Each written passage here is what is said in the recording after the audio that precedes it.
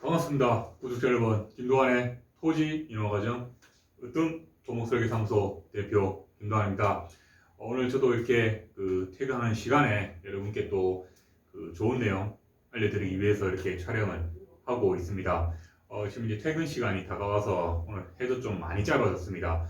여러분들 항상 다니실 때 마스크 꼭 하시길 바랍니다. 아직까지 코로나가 종식이 되지 않았는데 지금 겨울철로 좀 접어들수록 더 좀 유행을 하는 추세입니다. 항상 건강관리 잘 하시길 바랍니다.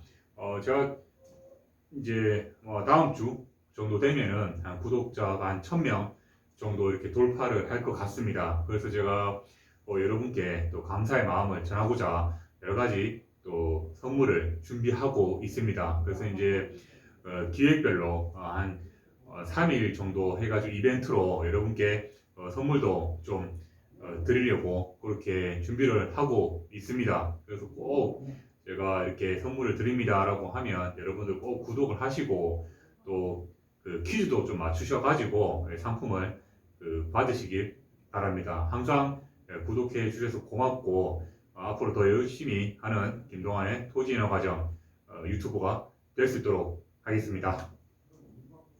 오늘은 제가 이제 이렇게 촬영 이렇게 주 내용을 말씀드리기 전에 이렇게 신문을 한 장을 좀 가져 나왔습니다. 그래서 저도 매일매일 아침에 출근을 하면 이렇게 신문을 보는데 한국경제 광고하는 건 아니고 그냥 한국경제 신문을 구독을 합니다. 그래서 이제 한번 내용이 있어서 알려드리려고 합니다.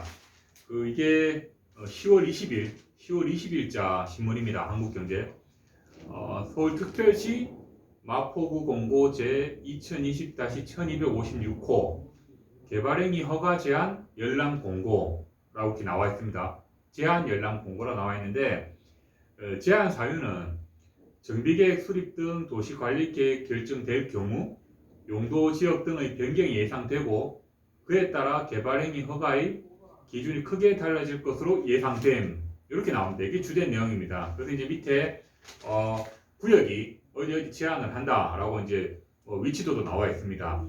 제가 간혹 이 수도권 일반인들이 야 서울에 다 대지인데 개발행위 할 게 뭐 있냐라고 말씀을 하시지만 그래도 수도권에서도 연락이 옵니다. 근데 오는데 단순히 이렇게 여러분들께서 요즘에 이제 워낙 이제 제가 이제 개발행위에 대한 내용을 많이 설명을 드리다 보니까 관련 국회법이나 때에 따라서 농지법만 보시고 이렇게 하는데 대도시 같은 경우에는 이렇게 제한 열람 공고 이걸 하기 때문에 물론 토지용 계획 확인원이나 아니면 조례상에도 나올 수는 있는데 이런 공고가 나오기 때문에 여러분들도 신문을 보실 때 이런 제한 여러분들의 구역에 정해져 있으면 한 번쯤은 이렇게 유심히 볼 필요가 있습니다. 이거는 이제 전국 신문이지만 일간지 여러분의 지역에서만 나오는 일간지도 있죠. 그렇게 보면 항상 이런 공고들이 많이 나옵니다. 공고들이 많이 나오기 때문에 항상 좀 보시고 요즘 지자체마다 사실은 좀 많이 문제가 되는 게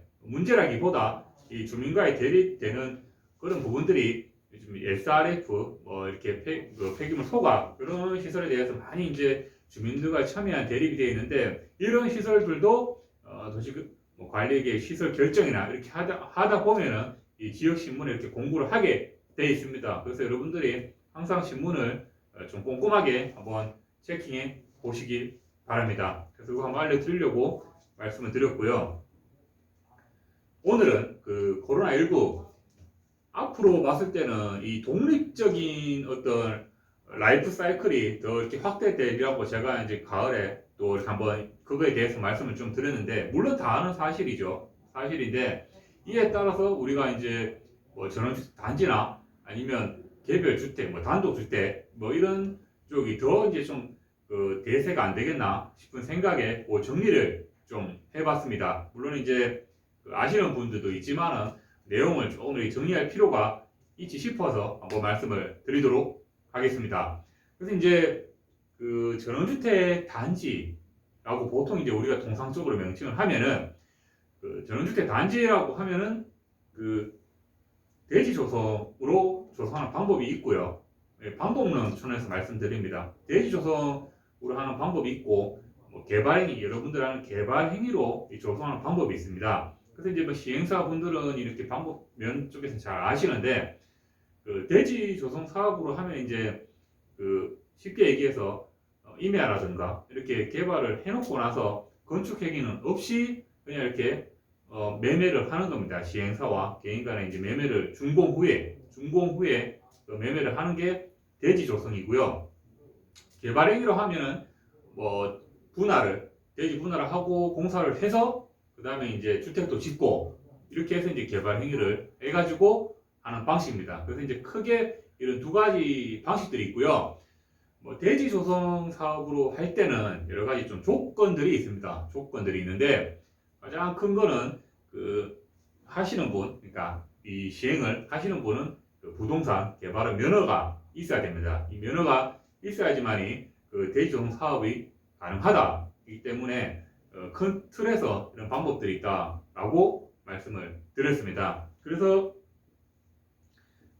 저는 간혹 이 전원주택 단지를 이렇게 공사를 하는 것을 이렇게 제가 허가 내고 하는 걸 보면은 한편으로는 참 걱정되는 게 사실 말해서 한 가지가 있습니다. 뭐냐면은 뭐 나머지 공사야 도면대로 해서 되고 또 일부 변경되는 거는 변경하면 됩니다. 하면 되고 단지 다른 사업 구역으로 넘어가지 않고 그 사업 허가 부지 내에서 변경을 하는 걸로 법정 기준 내에서 하면 되는데 보통 이제 우리가 이제 그 전원주택 단지 안에는 이렇게 그 지하수로 이렇게 물탱크를 조성을 합니다. 물탱크를 보통 이제 전원주택 단지가 조금 이 상수도 라인 쪽이 연결이 되지 않는 부분들이 많다 보니까 자체적으로 관정을 이렇게 파서 지하수를 하는데 이 지하수가 뭐 물론 잘 대우는 아직까지 잘 나옵니다. 하지만 그 지하수가 만약에 그 물량이 적다라고 하면 굉장히 좀 이렇게 힘들겠죠. 사람들이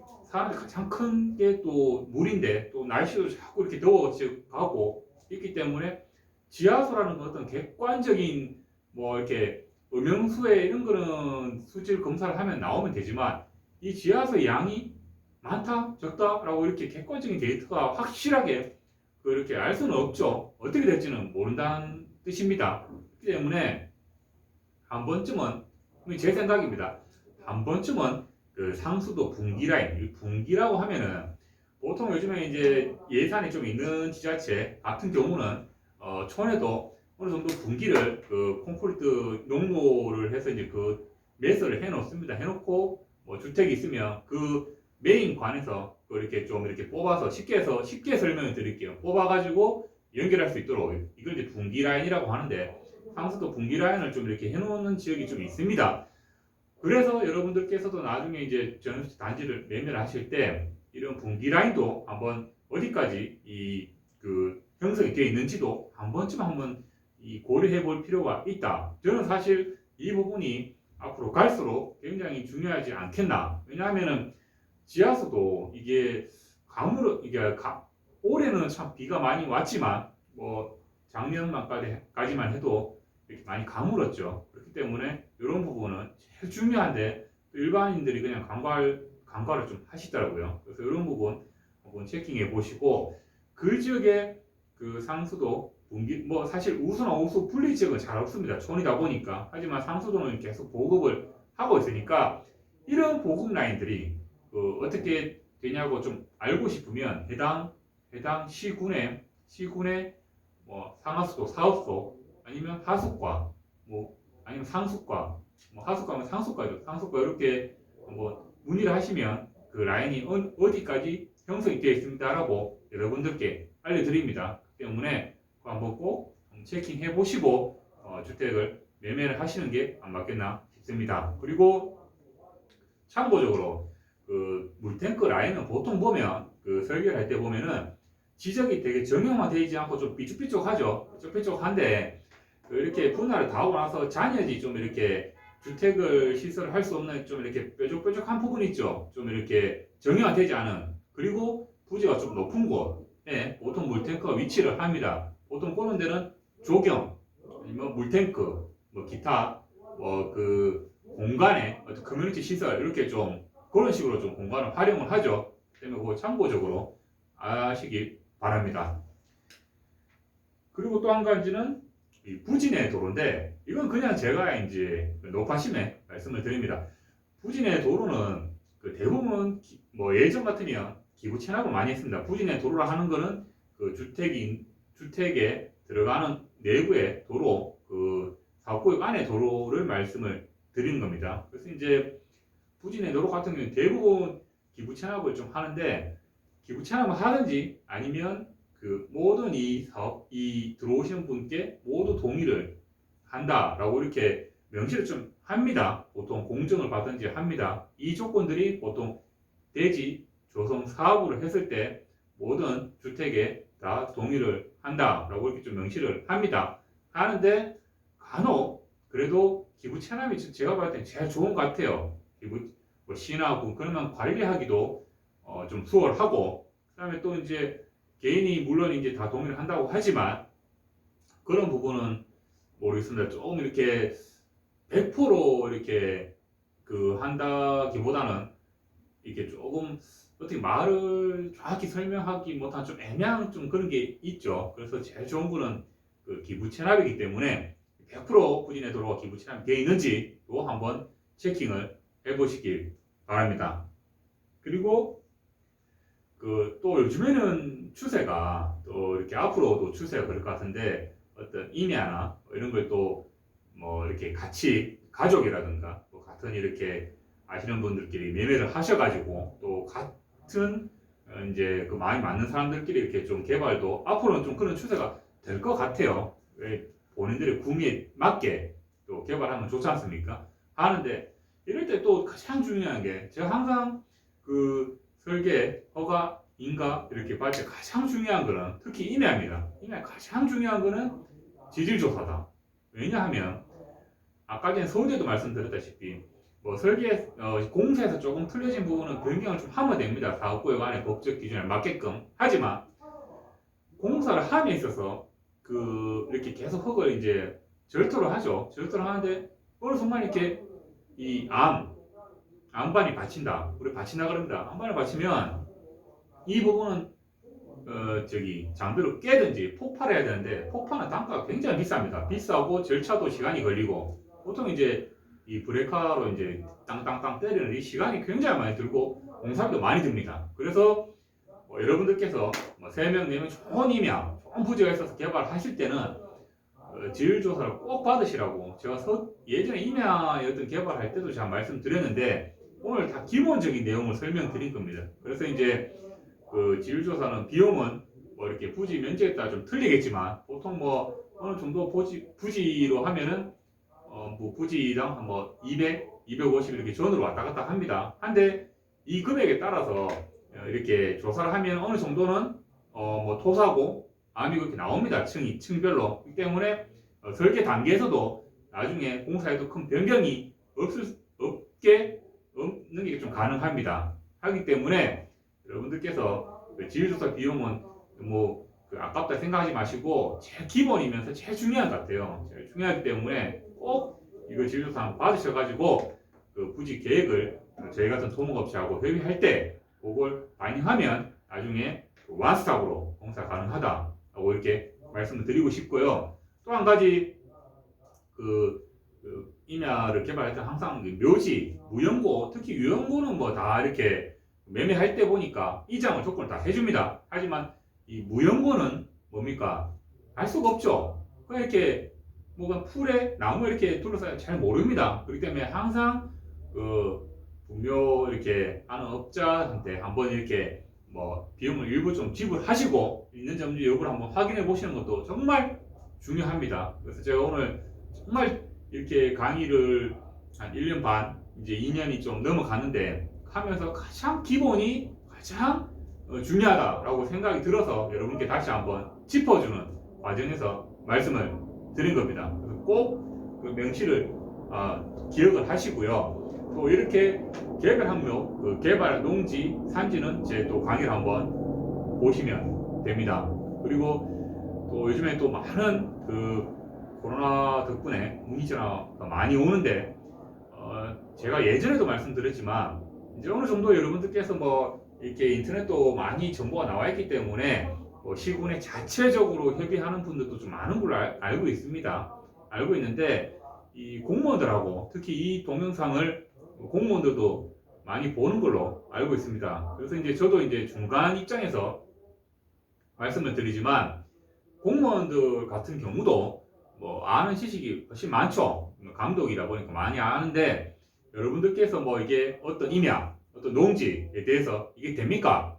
뭐 이렇게 매입을 하려고 하는데 됩니까? 뭐 도로는 돼 있는데 됩니까? 이렇게 하면은 굉장히 부담이스럽고 그 마음을 닫게 됩니다. 이게 이제 제가 예전에 협의 스킬을 한번 알려드렸는데 여러분들께서는 뭐 됩니까? 안 됩니까? 이렇게 그 질문을 하는 거는 제가 봤을 때는 굉장히 그 공무원들 또 저희한테도 굉장히 마이너스로 생각합니다. 그렇게 하면 부담감뿐만 아니라 책임감이 느껴지기 때문에 뭐 이렇게 많은 어떤 좋은 정보를 알려드리기 상당히 입이 무거워집니다. 그래서 이제 여러분들께서 공무원이든 아니면 제 같은 용역사든 간에 협의를 하실 때 객관적인 얘기는 해주시면 됩니다. 뭐 예를 들어서 몇 다시 몇 집원이고 그리고 여기 보니까 뭐 농로가 접해 있고 뭐 현황이 뭐 경사로 정도 있고 임야라면은 나무가 좀 많은 것 같습니다. 그리고 뭐 도로하고 좀 떨어져 있고 뭐 이 국어가 토사 배수로나 아니면 이렇게 그 축구나 뭐 이런 게 좀 형성되어 있습니다. 라고만 얘기하면 됩니다.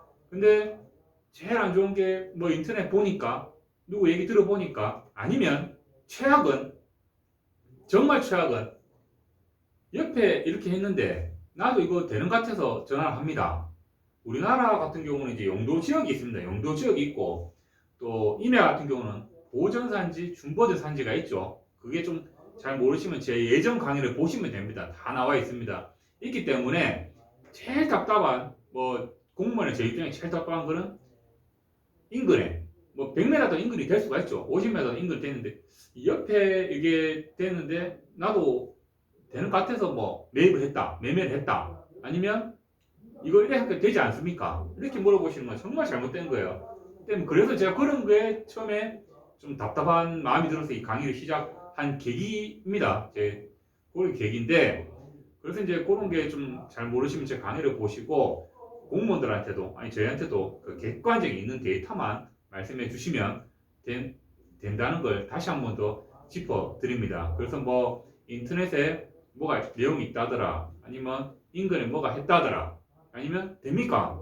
안 됩니까? 이렇게 확실한 어떤 답을 이렇게 매매를 목적으로 이렇게 물어보시는 것에 대해서는 굉장히 나쁜 안 좋은 사례다라고 여러분께 다시 한 번 더 말씀을 드린 겁니다. 오히려 저희나 공무원들한테 오히려 안 좋은 그 부지에 대해서 안 좋은 걸 먼저 알려주면 사람인지라 오히려 더 적극적으로 더 좋은 방향 해결해 드릴 방향을 찾아드립니다. 그게 하나의 제일 좋은 방법이니까 그런 것도 한번 참고해 보시면 될 것 같습니다.